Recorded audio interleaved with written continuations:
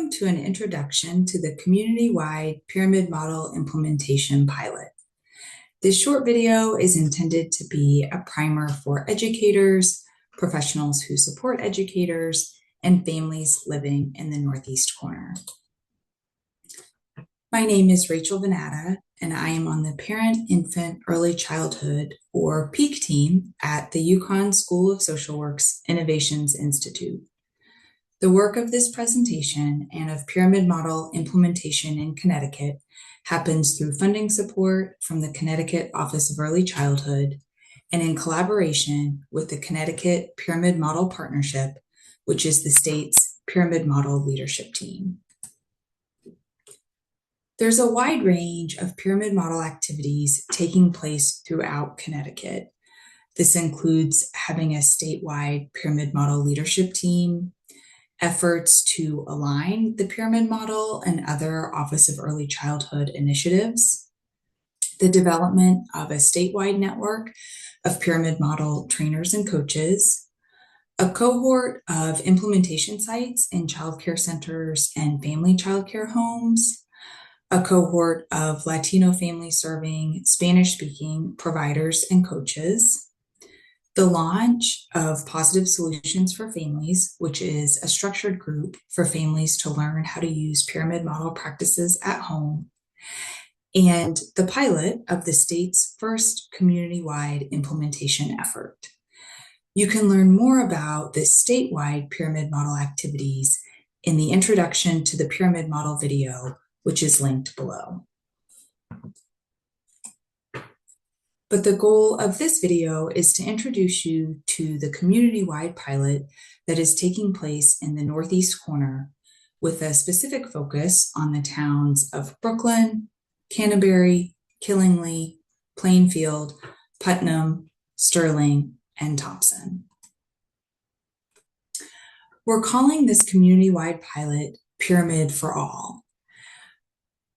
In many implementation efforts, the implementation is happening in a specific school or program, whereas in this community-wide effort, we're really looking to expand beyond implementation of pyramid model practices just being within a given school or program.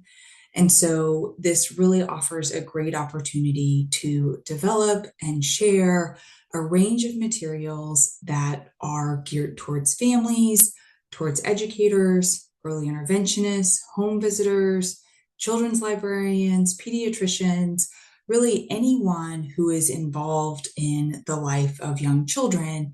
It offers us a great opportunity to reach them, to first help them understand what the pyramid model is, and then to provide resources really to help folks use evidence-based practices, use those resources to support children's social emotional development.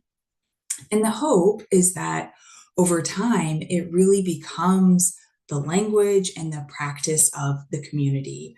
The way that we sort of keep describing it is that we really get pyramid model in the water. From a national perspective, the National Pyramid Model folks have really been encouraging states to look at community-wide efforts. And there are a lot of reasons why this practice is being promoted. For one, it really offers an opportunity to share resources. And by that, I'm mostly thinking about training and coaching resources. And this allows those resources to go further and to reach more people. In addition, when an entire community sort of gets engaged and starts using these practices, for one, it really results in consistency for children. And so if a child goes to a library and the librarian is using pyramid model practices and pyramid model language while they're doing, for example, story time, and then also when they go to their childcare program, their teachers are using that language. And also in the home, parents and primary caregivers are using that language and those practices. That really creates great consistency for children. In addition, use by the entire community creates a bit of kind of positive peer pressure for adults, and just again kind of increases the buy-in and the use of these practices. This also results in both faster uptake of practices by the adults, and also then more positive response when children experience that, children experience the use of those practices by the adults, regardless of the setting that they're in. It can also really contribute to an enhanced feeling of community within the community. And then having a community focus rather than a site-specific focus really helps us to reach more families. And so for one thing, families will have access to resources that maybe wouldn't typically be available if there's really just a kind of implementation site focus only. And it also allows for sites and programs to engage in multiple levels, such that it's not just either a site is sort of all in and deciding that they're going to be an implementation site and needing to do sort of all of the things that involves, but also that there are sort of various ways that sites can get involved, such that everyone has an opportunity to get some pyramid model training and resources and strategies. So just here are some examples of the pyramid model activities that have started to take place in the Northeast corner and will be continuing. Just as there's a statewide leadership team that drives the implementation of pyramid model activities throughout the state, there's a community leadership team that meets monthly to advance this community-wide effort. This team includes a variety of stakeholders across the early childhood system. In addition, there have been and will continue to be a number of activities to support educators and other folks who support young children in their families.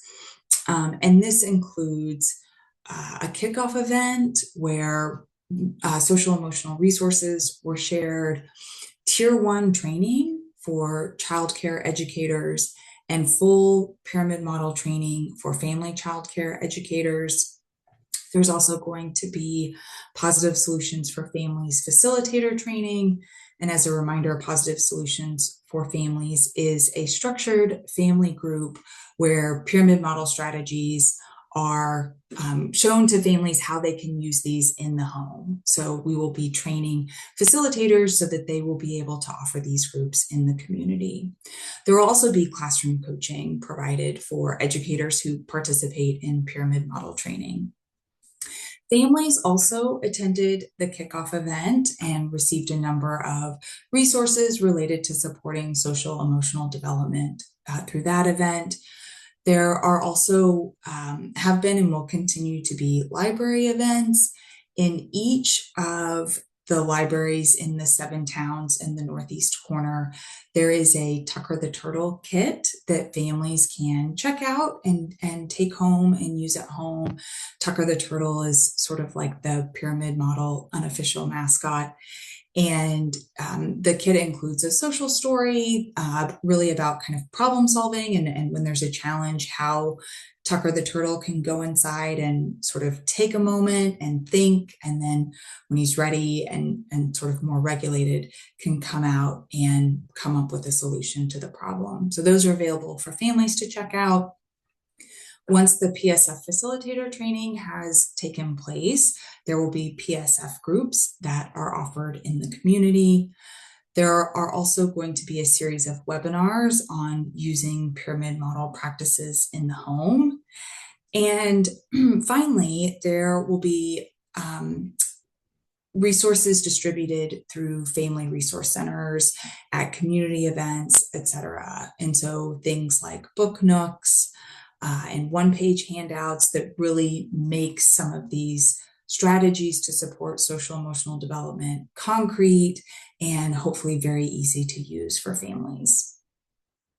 Finally, there's going to be additional kind of more intensive implementation efforts in a handful of childcare and family childcare programs.